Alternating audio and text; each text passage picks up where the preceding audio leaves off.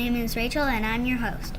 Today we are going to talk about Iqaluit Nunavut, and we have a special guest today.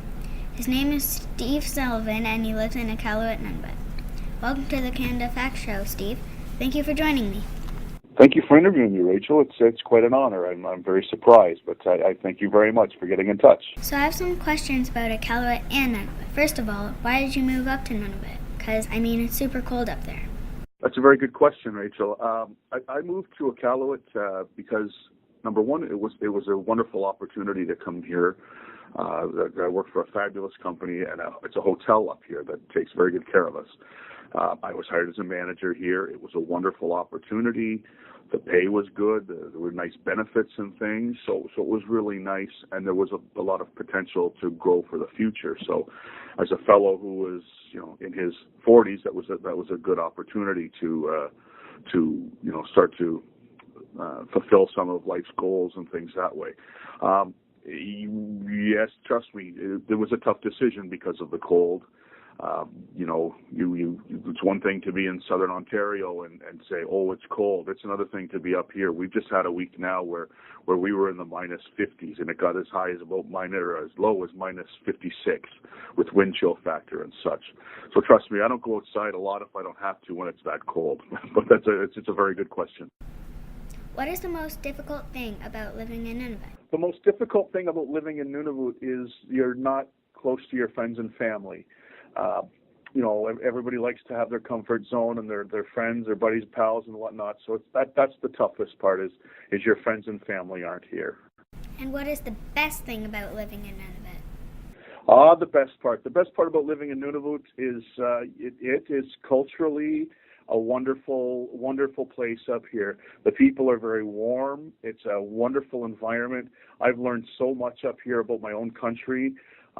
Different things, different food we eat, some of the misconceptions we've had about things with different animals, seal and caribou, muskox, things like that. So it's been a great learning experience, and I wouldn't change it.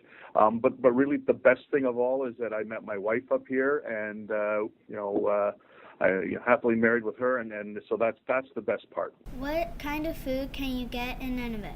I know not much grows there. Yes, it's funny. Yes, not much grows here exactly. Although you'd be surprised because we do have a greenhouse here, and the high school here is working on a hydroponic vegetable program that they use for cooking meals and things. So they're trying to do things here, and we're using technology to try to create some sustainable fresh produce and things that way. But food we get to eat up here is not factory produced. It's not farm raised. Like, we get fresh Arctic char, and it's amazing.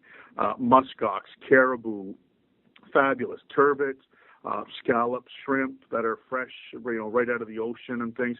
So it's wonderful that way. Otherwise, a lot of things are frozen and prepackaged and come from the south that way. Produce-wise, that gets a little trickier because all of our produce has to get flown up here.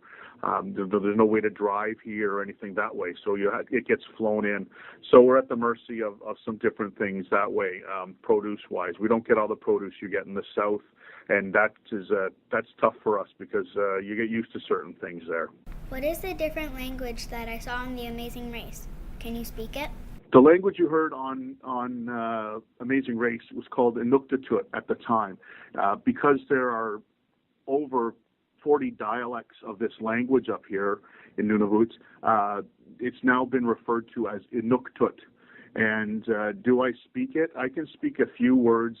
Ula Kuts is good morning. Nakume, thank you. Ilali, you're welcome.